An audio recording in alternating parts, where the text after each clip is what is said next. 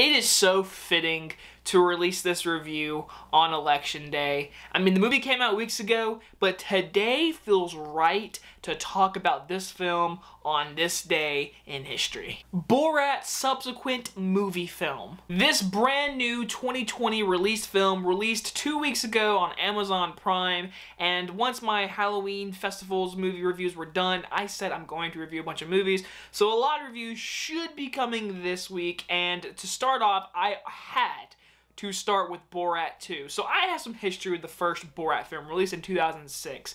The movie came out and it was a phenomenon. Everyone knows that. Everyone basically knows Sacha Baron Cohen as Borat. That is his most famous role, honestly. He's a great actor, and this is his famous role. In 2006, this was the movie I was not allowed to watch. Like, when it was on TV, the channel had to be changed. If it was on even regular cable, like Comedy Central kind of thing, it had to be changed. I was not allowed to watch this first film. If you watch the first film, I think you can tell me why I wasn't allowed to. But my sister secretly bought the movie. I don't know how that happened, but she bought it, and me and her watched it one late night.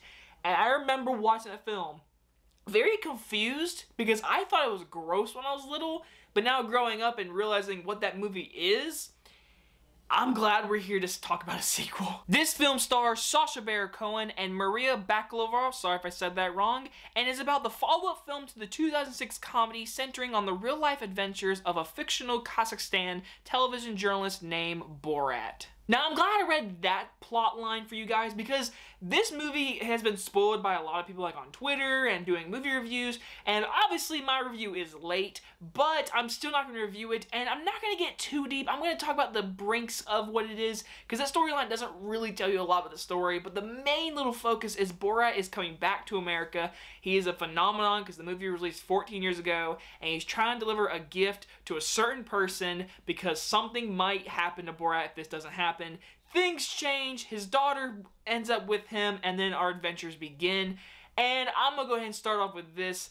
I think this movie has a way better story than the first one, but I think the first one to me is way more funny and just more memorable, even though I think this one has time to develop, and obviously this movie was filmed like 4 months ago secretly, so a lot of the movie's topics and dialogue and jokes are a lot of political, sexist, racist, Donald Trump. I mean, it is everything offensive you can think of put into this movie. Now, I will say, Sacha Baron Cohen returning as Borat is great to see, but the real star of this film is his daughter. The girl who plays the daughter is Sacha Bakalova.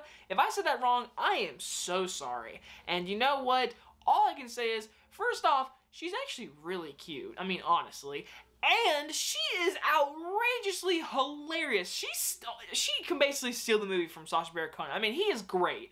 You know he's great. He's Borat. He is Borat. No one can play Borat. Sacha Baron Cohen is this role. But the daughter, I mean, there's scenes where she had me literally tearing up of laughter. There's obviously one scene in particular with him and her that's very gratuitous, just completely like, oh my god, you put your hands above your eyes like, is this really happening? Because obviously the movie is filmed in a way where there's live audience and live people and the joke going along. There's interviews set up to where they don't know it's a movie and stuff like that.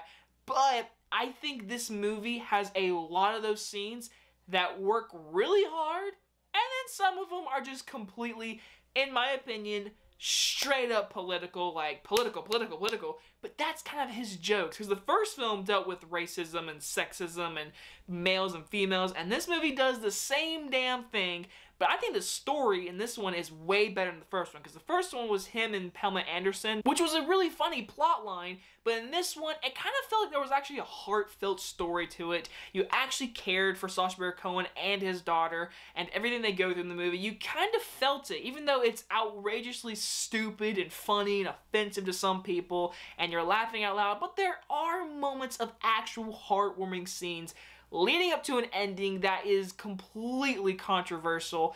I don't even want to mention it If you've seen the movie, you know the ending. It's been talked about for about 2 weeks. So honestly, if you haven't heard the ending from spoilers, then you've seen it and you know what it is. But if you haven't know anything, I'm not going to tell you what it is, because the ending is very, very controversial, and it's something people might be talking about for the rest of the year and Election Day, obviously. So Borat 2, it's hilarious, it's heartwarming, it's not as good as funny as the first one, but I think the story is way better, and I loved seeing Borat return. I would love to see a third one, not 14 years later though. I really enjoyed this movie. I'm gonna give Borat 2 a B+.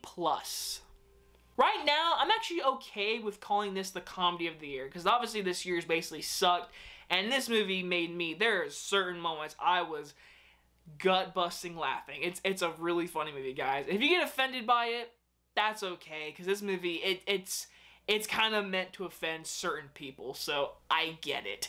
Anyway, guys, enjoy this review, and I will see you guys next time. Bye-bye, everyone!